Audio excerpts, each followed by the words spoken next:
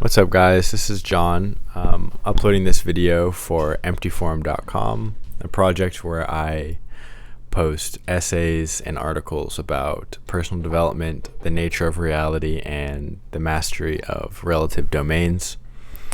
I hope this video is valuable to you in some way and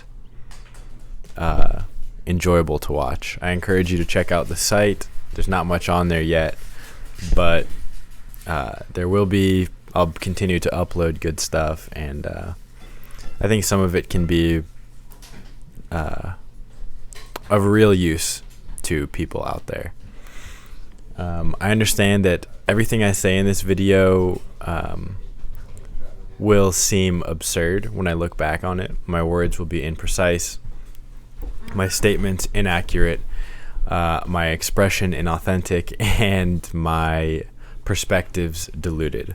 But I also understand that this cannot be avoided at this point in the game for me.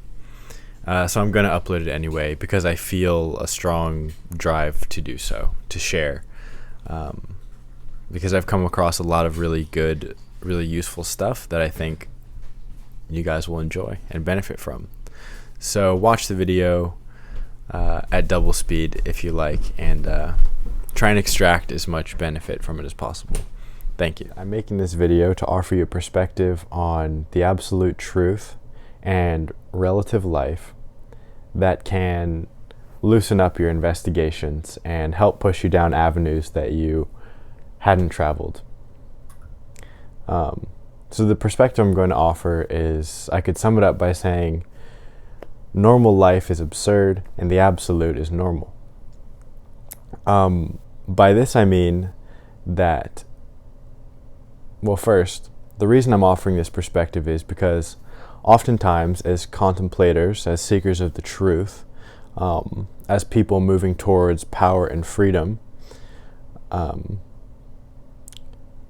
we can often come across literature and make assumptions that the absolute truth or enlightenment is somehow spectacular, absurd, otherworldly, spiritualized.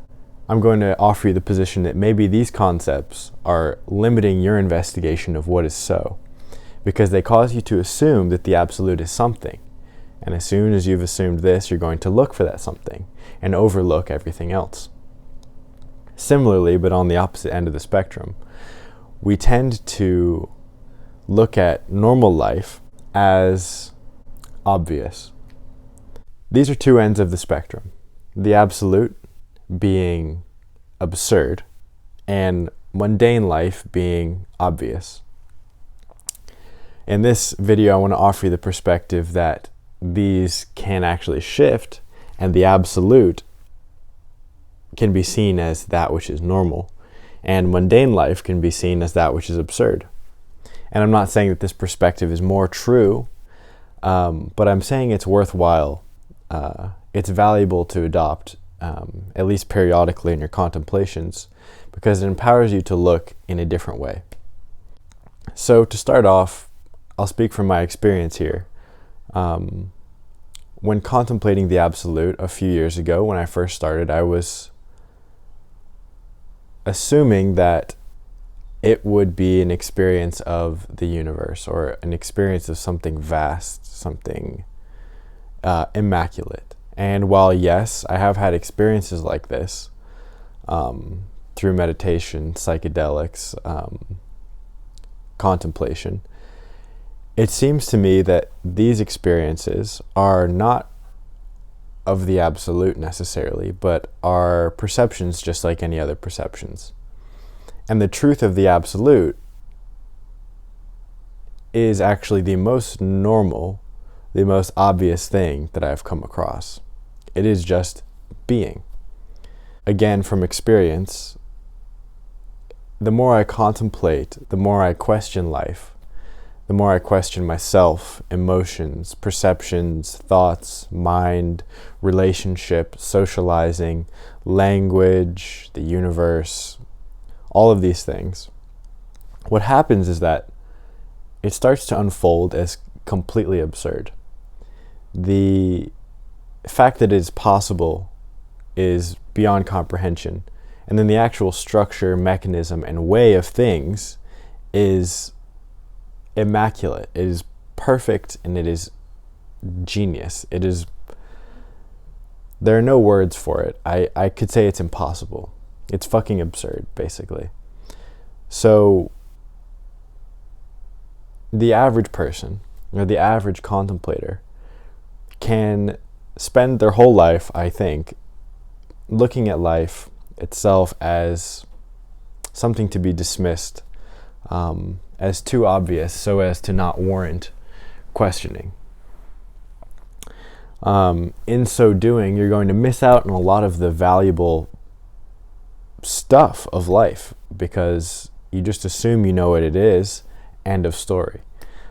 Your effectiveness will go unchanged. You will not necessarily become free of these things, and you won't be so empowered. You won't become wise with regards to relative life.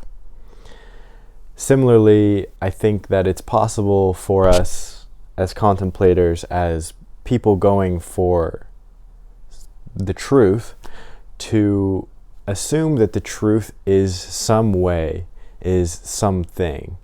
And in my experience, and I'm sure it's going to be true for other people, making this assumption that the absolute is some way can be one of the biggest pitfalls to your contemplation. So here I want you to consider that maybe the absolute truth, maybe enlightenment, maybe whatever you're seeking as a spiritual whatever, as someone doing consciousness work,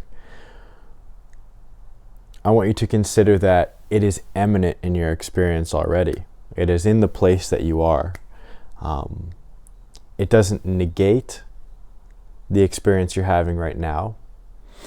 And the experience you're having right now doesn't necessarily need to end for the absolute truth to be the case.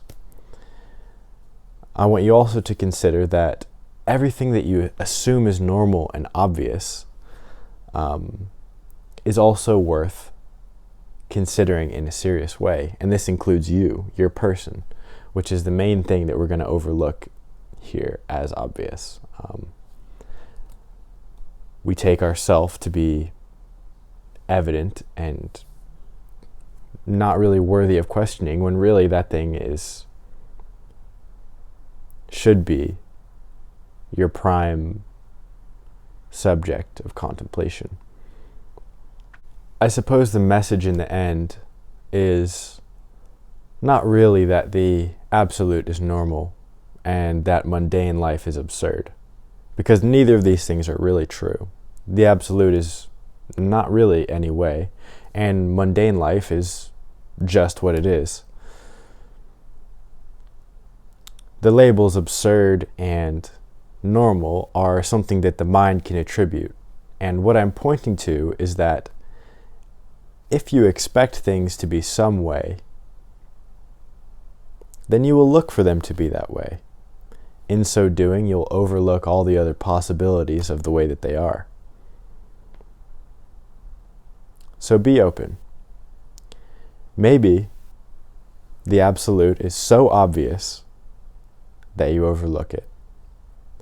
Maybe the reason that you are not yet conscious of what is absolutely so is because it is so perfectly right in front of your eyes and behind your eyes that you're overlooking it.